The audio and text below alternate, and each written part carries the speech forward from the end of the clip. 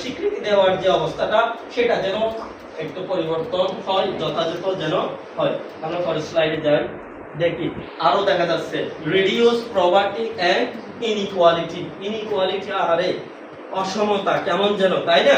এটাকে রিডিউস করার জন্য আর পভার্টি রিডিউস করার জন্য, তাহলে আমি পার্সোনাল ডিসেবিলিটি ইনক্লুড করলাম।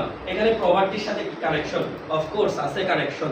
ওই যে ব্যক্তিটা কর্মক্ষম কিন্তু আমরা তাকে আউট অফ ট্র্যাকে রাখলাম, তাকে ইনকাম করতে দিচ্ছি না। যে বললাম চাকরিতে 2.5%, 3.5% লো পার্সোনাল ডিসেবিলিটি ইনক্লুড করার কথা, বাট আমরা নিচ্ছি না।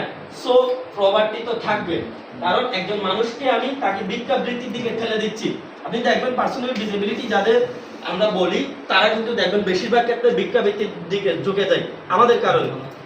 তাকে তো আমি কাজের সুযোগ দিচ্ছি না, তাহলে পভার্টির একটা ইস্যু এখানে অফকোর্স আছে। আমি যদি তাকে ইনক্লুশন করি এন্ড দেন সে আর্ন করতে পারবে, সে আর্ন করলে পভার্টিটা তার নিজেরও দূর হবে, আবার সোসাইটির জন্য এটা উপকার হতে পারে। তারপরে আছে হচ্ছে promote empathy and social cohesion. Social কোহেশনের বড় পার্ট আছে, স্যার ডিসকাশন করবে। এমপ্যাথি জিনিসটা, সিম্প্যাথি আর এমপ্যাথি দুইটা ওয়ার্ড। সিম্প্যাথিটা হচ্ছে আমি কাউকে দেখলাম, তার মনে হচ্ছে যে